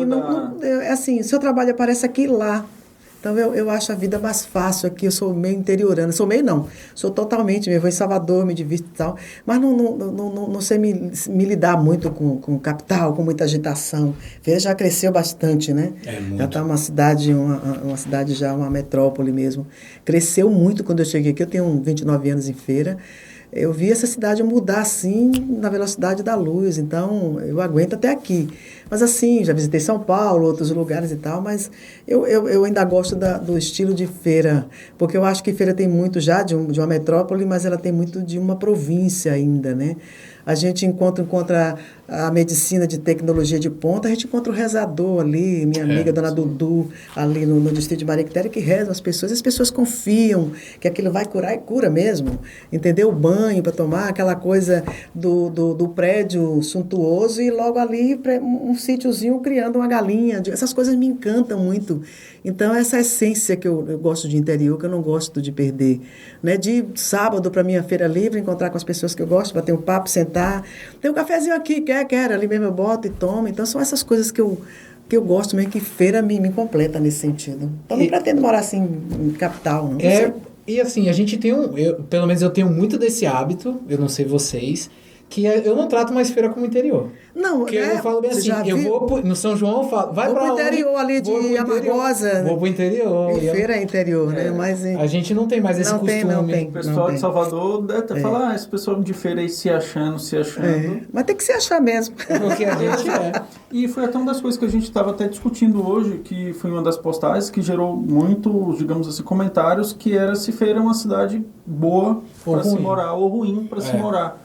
Porque alguns convidados têm opiniões aqui que já vieram e aí você já inclusive falou sobre isso aqui, que para você é uma cidade boa. Para mim foi excelente para mim. Claro que Feira tem suas mazelas, tem seus problemas como toda cidade de médio porte, já para grande porte, eu não sei. Né? A gente sabe que a gente tem muita coisa aqui que precisa melhorar, a qualidade de vida, mas eu acho até que Feira ainda tem qualidade de vida, que você ainda consegue almoçar em casa, entendeu? Exato. Você consegue sair assim e comer em casa, não digo em todos os lugares, mas de vez em quando você ainda passa ali no bairro, tem Dona Maria na porta, batendo um papinho ali, conversando, o vizinho jogando conversa fora. Essas coisas que ainda, apesar de ser uma cidade que muitas pessoas que é muito violenta, que a violência realmente está em todos os cantos, mas eu acho que Feira ainda tem essas coisas. Eu considero Feira uma cidade ainda, apesar do custo de vida alto, mas uma cidade ainda acessível para se viver. Né? De você fazer a feira na feira, pagar um pouco menos, ainda conseguir ali comprar uma roupa caríssima, mas você tem ali também a opção de você comprar um meio termo, né? Eu gosto de fazer compras na Salles Barbosa, eu vou lá sempre comprar roupa, sapato, essas coisas que eu gosto mesmo do mercado popular, eu gosto dessas coisas. E Feira tem isso, eu acho Feira uma cidade boa para se viver. Eu acho que tem muito aspecto bom aqui. Claro que precisa mais oportunidade para quem que precisa de emprego, né? A gente sabe que ainda tem, quando você vê um comércio ambulante muito grande, você sabe que não é oportunidade de muita gente, mas Feira você acaba ganhando a sua vida de alguma forma. né? De alguma situação você consegue tirar o seu custo de vida dali. Claro, a gente está vivendo essa época de desemprego, né? Um desemprego muito grande aqui também, mas ainda acho Feira uma cidade acessível para se viver, uma cidade boa para se viver, sim. Madá, você está há 29 anos, não é isso? 29 anos, Subaé, você falou. Uhum. Na parte de jornalismo, na parte de reportagem, eu falava assim, você é a jornalista mais antiga de casa? No jornalismo temos dois lá, né? Marcílio Costa, que é quem te contratou. Quem me contratou hoje. Chefão. Sim. Gente, abafa o caso. Sim, eu acho que é mais antiga hoje. A gente tem outros profissionais lá que foram fundadores da emissora, né? Editores de texto, editores de imagem, que ainda estão lá, né? Que mostra o rostinho. Mas que mostra o rosto, né? Sou eu. E aí a pergunta vai muito assim, Madá, o que é que você pensa para o futuro? Sim, até uma questão de spoiler aqui. Você se imagina um belo dia, tipo, passar assim na TV Subaé, pô, trabalhei muito aqui. Acaba que tem um dia que passa, né? Você carrega tudo que você construiu, mas um dia vai parar, né? A gente se aposenta ou a gente deixa de fazer, não sei. Mas quem é jornalista vai ser. A pergunta vai muito nesse sentido. Algum projeto? Até tem algumas pessoas que eu ainda não posso fazer, porque você está ainda ligado à TV, né? Mas muitas pessoas de canais que querem fazer um canal de notícias, no caso da internet. Tem um cineasta aí que vive assim, mas vamos sentar para a gente botar esse projeto, andar por aí, fazer matéria dessas que você gosta, de matéria de andar por aí, mostrar as pessoas, as histórias, né? Os costumes. Então, pode ser um projeto para o futuro, quem sabe isso pode acontecer. Vamos deixar. Vamos lá, curiosidade. Jornalista não pode ter a sua voz num comercial? Não, como locutor? Não. Por quê? A Globo não permite. Isso não é nem TV Subaé aqui. Mas a gente tem um código de ética que todo mundo assina, de fato, né? Que você fica nesse comprometimento. Por exemplo, eu não posso ter um canal, né? Para eu fazer alguma coisa ainda, não. Então, a gente não pode fazer comercial. A Globo proíbe isso terminantemente. Eu não posso fazer comerciais, eu não posso para rádio, você pode até fazer para um programa de rádio. Que é jornalista do entretenimento. Você não pode fazer de marcas, né? Você não campanha pode fazer publicitária. Campanha publicitária, exatamente. A gente não pode fazer. Mas a gente já tem alguns profissionais que trabalham também em rádio, né? Rádio você pode trabalhar. Rádio você pode... Mas por que a Globo segura vocês até de estar criando um canal no YouTube ou dentro das redes sociais? Acho que política dela, né? Mas isso é mais geral. A gente tem... mais geral. Porque, salvo engano, quem é do entretenimento... Sim, exemplo, aí é outra história. Aí você pode fazer isso. Mas ele foi para o entretenimento, então ele pode fazer os testemunhais, aquela coisa toda. Jornalismo, não. Mas você não acha, Madá, que isso é até uma crítica minha, do que eu penso? Às vezes eu sinto que a Globo se distanciou demais de uma geração que está chegando. Eu vou falar pela minha. Sim. Eu assisto a TV Subaé porque é a melhor fonte de informação regional. Mas para falar que hoje eu vejo o William Bonner, os outros jornais, eu não tenho mais tanta vontade. Às vezes eu entro no site do G1, dou olhada superficialmente nas matérias, ultimamente é o mesmo padrão de matéria, e aí eu falo, beleza, nada de novo, vou pro próximo, e olho. E sinto que cada vez mais parece que a Globo está se distanciando de querer Talvez se comunicar. seja por essas mídias alternativas, né? De repente isso tem ajudado. Como você disse, você prefere lá o G1, que é uma notícia mais compacta, instantânea, mas você se informou, né? Então, e ela tem essa mídia alternativa que oferece também para o telespectador, para o público bem mais jovem, que já não tem o costume de estar lá e assistir em frente à televisão. Porque eu vejo, isso sempre foi uma opinião minha. Eu trabalho com marketing digital. E uma das formas que a gente usa de fazer campanha por que eu trabalho com marketing digital? Porque a gente viu na televisão algo inacessível para muito... Sim. Para muita... o termo que eu gosto de usar é negócio local. Às vezes fica um pouco inacessível. E a gente conseguiu enxergar, através das mídias digitais, uma forma de colocar ele no jogo, entre aspas. A TV Subaé não, a Rede Globo lançou o Globoplay, com um conteúdo que grande parte, teoricamente, é de graça e nunca colocou de graça o conteúdo. Você tem que assinar. Sim. E deixa de... Não estou dizendo para corta a assinatura. Por que eles nunca pensaram em oferecer 2 modelos de negócio? Você pode assistir de graça, mas com comercial. o YouTube Premium e o YouTube convencional. Porque fica parecendo, a minha visão, posso estar totalmente equivocado, mas como alguém da área de comunicação, começa a enxergar que a Globo, cada ano que passa, tá perdendo o patamar que ela sempre foi. Eu não sei se não tem mais interesse dela em deixar, mas perder a Globo é perder um papel de um jornalismo que por muito tempo teve muita credibilidade. E com as ondas da fake news, você começa a ter um probleminha aí, porque se você perde uma fonte de referência, você vai ficar escutando quem? E eu sinto que, sei lá, a Globo parece que tá demorando de cair na ideia deles, A ideia é se pensar, né? É um projeto a se discutir, né? Não entendo realmente o que política é que ela pretende, mas ainda acho que é muito referência, né? Nessa questão do jornalismo, Sim, principalmente nessa era tão complicada que a gente vive, que é a era das fake news. A gente dá como exemplo aí a pandemia, que a gente não vê, por exemplo, o Ministério da Saúde hoje divulgando dados de mortos e o consórcio de notícias, o consórcio da Globo, junto com outros veículos, para poder dar essa informação para a população. Então, ainda acho esse trabalho de credibilidade muito bem feito, né, de apurar realmente a notícia. A gente não pode deixar de citar que isso é muito responsável. E acho que ela tem procurado outras alternativas, né? Você mesmo citou o Globo News Streaming, né? O Globoplay. O Globoplay. E aí você tem também o próprio G1, né? Que é uma notícia mais compacta, mais instantânea, para que possa atrair esse público, até pessoas que não têm tempo hoje também de estar em frente a um jornal. E a própria linguagem dos jornais. O Jornal do Bom Dia Brasil tem uma linguagem, você vê a diferença, né? Que é para o público específico daquele horário. O Jornal Hoje já tem uma linguagem e uma maneira de abordar as matérias, e a mesma matéria também apurada, com muita seriedade. E um jornal mais denso, né? Mais político, que é o Jornal da Globo. Acho que ela já tem feito essas diferenças para atrair público segmentando. Exatamente. Eu acho que ela tem tomado esse cuidado e pode ser que daqui para frente também se pense no cuidado maior para trazer os mais jovens, como você disse. Porque para mim assistir Globo é bem difícil. Não é só a Globo, é assistir televisão. Televisão, eu acho que é essa política geral, né? Pelo que você está me dizendo, eu acho que alguém deve perceber isso aí, eles fazem pesquisa, tudo isso, deve chegar a essa conclusão. Vamos torcer. Porque, no caso, aqui em Feira, ainda está acontecendo, eu não lembro, os jornais aos sábados, o local... Por enquanto está fora. O jornal está fora. Foi por conta da pandemia? Sim, foi por quê? sim, por conta da pandemia, né? Houve uma redução muito grande de profissionais. Ainda está se voltando aos poucos, os profissionais já voltaram a coisa, mas tem se estudado esse retorno dos jornais também ao sábado, né?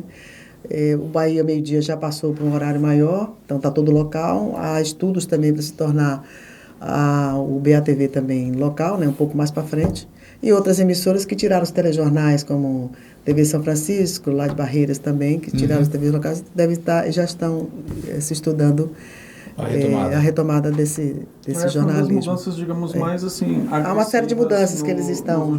E por que o jornal começou a ter 1 hora agora? Ficou todo local, até porque uma própria exigência também da população, né? Porque a gente quer ver notícia daqui, né? Eu quero falar do jornalismo comunitário, que para mim é um grande jornalismo, né? Aquela coisa de você mostrar o que está acontecendo na cidade realmente, né?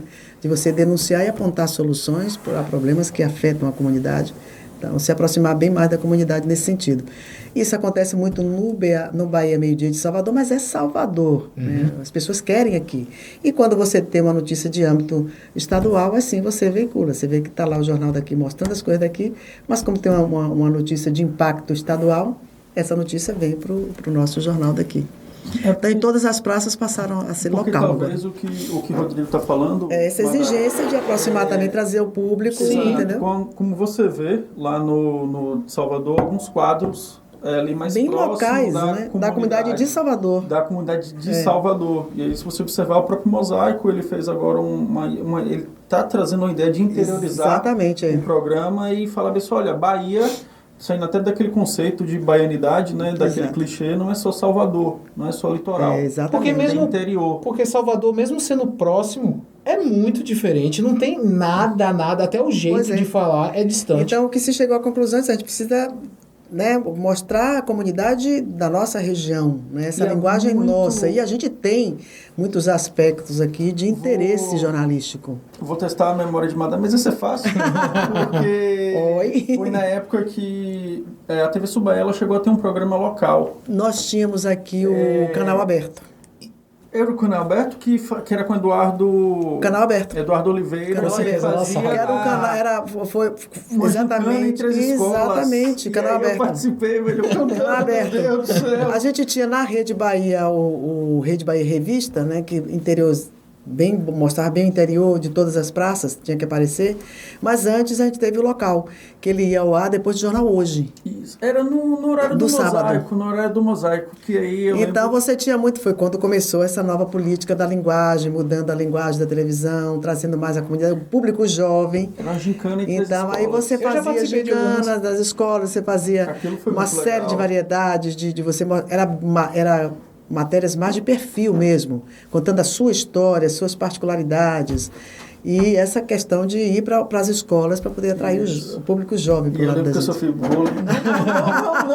Não nesse formato de agora, mas assim... Foi Canal porque Aberto, exatamente. Eu cantei, que aí eu lembro que ele falou assim, bota uma música com tal letra. E aí na hora só me veio uma de reggae e aí eu comecei a cantar. E aí minha mãe foi me levar para casa da minha tia e eu não queria sair, que eu olhava assim para as pessoas, imagine, só aparecia ali um momento e achava que as pessoas estavam olhando para mim dando risada e eu não queria sair. Imagine se fosse hoje.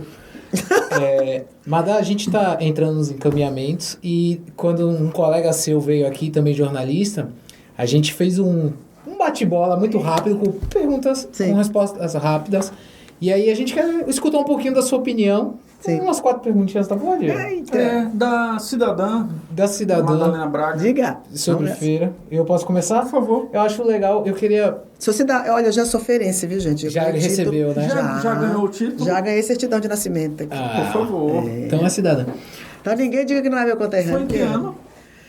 Virgem Maria, acho que foi 2014, 2017. Foi recente, por aí. rápido. Demorou, o pessoal aqui. Foi em 2014, eu exigente, vou olhar direitinho. Pessoa exigente, demorou pra conceder o... E foi assim, sabe, título. concedido por unanimidade. Vamos lá. O que Madalena Braga acha do BRT? Vixe. Tá Pode demorando. responder, pode não responder, pode passar. Tá demorando essa obra, né? A população tem reclamado muito. E, na minha opinião, também a gente precisa ver o BRT funcionando mesmo. A gente tem denunciado muito sobre Sim. o BRT, porque está uma obra que até agora ainda não disse para que veio, né? Não inaugurou ainda.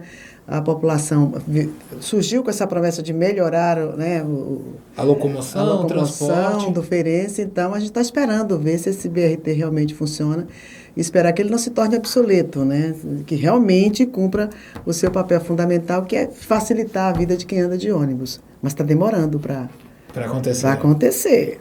Você sendo gestora, o que você faria pela zona rural em Feira de Santana?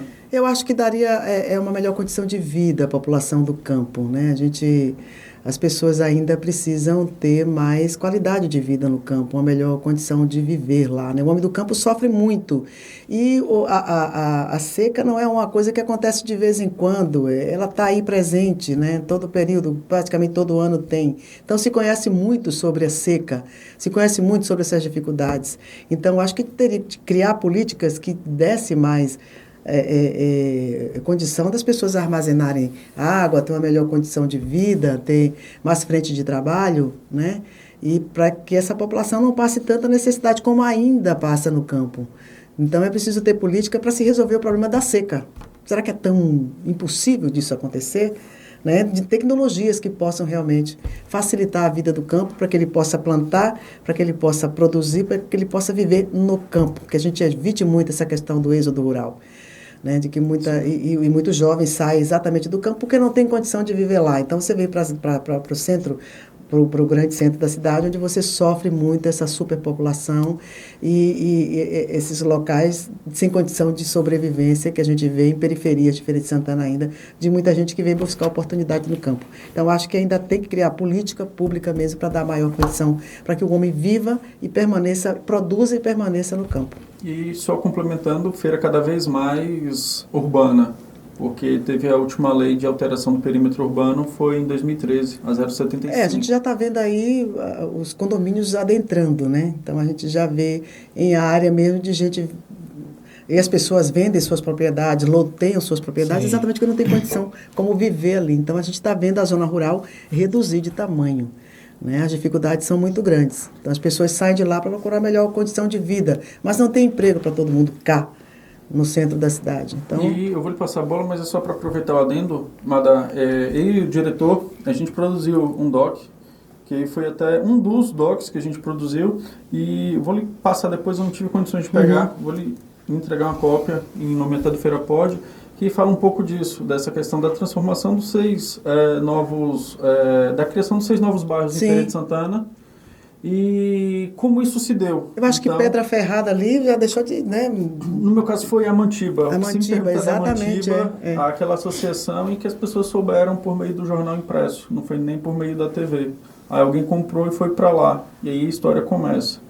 E aí eu e o diretor... de São José mesmo, se você for hoje em São José, você tem loteamentos que foram abertos ali, que já vai urbanizar mesmo, quer dizer, você está reduzindo a zona rural cada vez mais, né? E para onde essas pessoas vão? E é uma pena para onde essas pessoas vão, e a gente vai perder uma coisa histórica, né? Uma coisa que é o homem do campo, seus costumes, seus hábitos, essa história toda da vida rural que eu gosto tanto. Então, a gente pode estar perdendo essa oportunidade, né? De consumir coisas que são produzidas lá. Sim. Feira de Santana fez uma boa gestão na pandemia e você, como repórter, acompanhou bem de perto. Você acha que Feira se saiu bem, se saiu mal? Eu acho que se saiu relativamente bem, né? Então, logo no começo se tomou aquela decisão de fechar algumas coisas, Não teve a micareta, não teve a micareta, o que foi uma boa tomada de decisão, até porque a micareta você atrai gente de toda a região, até de alguns estados também, teria uma concentração muito grande e um perigo muito grande para a saúde pública, né? A questão de São João também, que é outra festa tradicional, acho que o fato de não ter, e algumas medidas que foram tomadas de evitar aglomerações, né? A criação também do hospital de campanha, que eu acho que está desativando agora no dia 30, porque reduziu bastante, né? Até por conta da vacinação. Mas eu acho que relativamente administrou bem essa questão da pandemia. E uma que eu nunca ouvi, Madalena se posicionando, fique tranquila, não é posição política, por favor, mas você é Baía de Feira ou Touro do Sertão? Ixi Maria! Pode empatar, não? Não, ultimamente tá fácil, Madá. Tá muito fácil escolher agora. Quando eu vim para aqui, em Feira de Santana, tinha o Itabuna lá, né? Sim. Poucos meses aqui, e aí o Itabuna e o Touro do Sertão, eu disse, Jesus, eu estou muito dividida. Aí eu fiz uma passagem dizendo isso, né? Meu Deus, eu estou dividido, não sei para quem torcer. E o editor teve até uma sacada boa, ele me dividiu de um lado do Touro do Sertão e me dividiu para o lado do Itabuna, né? Então, vamos me dividir aí. Pode dividir no meio do nome, não. E para a gente fechar... Eu acho que é tudo uma questão de história. O Baía de Feira é bem mais antigo que o Touro do Sertão, né? Passou um bom tempo, acho não? que é o contrário. Não é o Flu que é mais antigo? Vixe, agora você me pegou. Mas eu sei que o Baía de Feira ficou desativado muito tempo. O Touro é mais antigo. O Touro é mais antigo? O diretor trouxe informação. Acho que o Touro é mais antigo. Vou contratar você, viu? Tanto que o Touro já foi campeão baiano, tem as estrelinhas na sede. Exatamente. Mas quando os dois, até por tradição, quando os dois estão jogando, misericórdia, fica muito difícil para mim, né? Por tradição, por ser mais antigo, vamos Touro do Sertão. Pronto. Touro do Sertão. Vocês não me disseram que coisas tão difíceis assim. E para fechar, qual foi a situação mais inusitada que você viveu nos bastidores do jornalismo e pode ser inclusive da micareta também? Você acabou sendo cômico, engraçado. Tem algum que pode falar? Com certeza tem. Não precisa falar nome. Algumas coisas são muito engraçadas no jornalismo que a gente acaba enfrentando, né? Mas buscando aqui na memória, eu me lembro que a gente fazia entrevistas de estúdio, mas a gente gravava antes, né? E aí fui entrevistar alguém ligado ao comércio aqui para falar ainda sobre a URV, se eu não me engano, alguma coisa assim. Foi sobre a URV. A gente queria saber os impactos, né, daquela mudança econômica e tal, e a gente chamou alguém ligado à associação comercial. E a pessoa foi e disse, olha, eu nunca dei entrevista na minha vida. Ele já estava meio travado assim, né? Ele ficou assim na cadeira. E por sorte minha, a entrevista foi gravada, né? Porque se fosse ao vivo, eu estava numa saia justa. que a entrevista não é boa quando o repórter fala demais, né? Quem tem que falar muito é o entrevistado. E aí eu me disse, vamos tá, e tá. E fiz a primeira pergunta e a resposta que ele deu, não.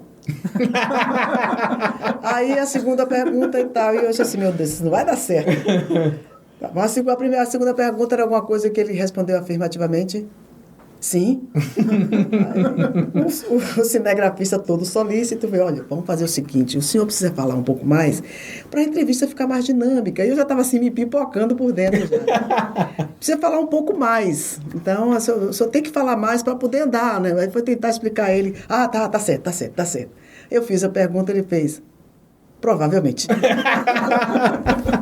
Aí eu fiz isso, não tive como. Me pipoquei de rir, que disse assim, meu Deus, eu tentava parar e eu não conseguia, né? Ele fez, tá ruim, não tá? Fala a verdade. Aí dá mais vontade de rir ainda. Vamos conversar, não tá legal realmente. Ele fez, olha, eu não tenho jeito mesmo, cancela esse negócio. E a entrevista foi cancelada, não tinha como ir, né? Isso é um fato engraçado. Uma saia justa, na realidade, né? Porque se fosse ao vivo, seria bem pior, sem dúvida nenhuma. Sim, e você me fez lembrar, quando você contou essa história, de algo que eu e o diretor recentemente passamos. A gente foi gravar um doc para um dos parceiros aqui, do pessoal que é de camisaria da Relaxaê, e eles estão fazendo um trabalho de ação social na comunidade, em que as mulheres estão aprendendo a costurar e gerando renda ali. É o nosso terceiro doc junto, eu e o diretor.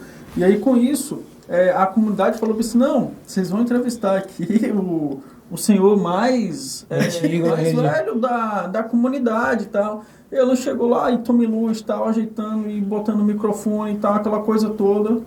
Quando começou, eu fiz as perguntas, né? Aí eu falei assim, o senhor conhece o projeto aqui e tal? Ele, não. Sua filha está ali na escola, o senhor conhece? Não. O senhor conhece? Não. E aí, eu nem sei o que é que ele falou, mas aí eu fiquei me perguntando depois com o diretor, por que levaram a gente para falar com ele? Mas, resumindo, foi isso. Mas virou uma excelente história. Agora teve uma sequência São João que eu fui fazer ao vivo, a gente fazia uma cobertura ao vivo também, o programa de São João, e tá lá, a gente tá aí, eu fui no meio do povo, dançando e tá fazendo a cobertura, aí vem um forrozeiro daqui, e me abraça e começa a dançar, eu vou dançar agora com Ana Maria Braga. Eu digo, inclusive, meu salário é maior que o dela. Foi ali ao vivo isso, né? Todo mundo riu e tal, foi aquela coisa. Mas o bom é o improviso. O bom é o improviso. Madalena, a gente já está chegando aqui nas considerações finais. Não tem aquele público para falar assim, Tá.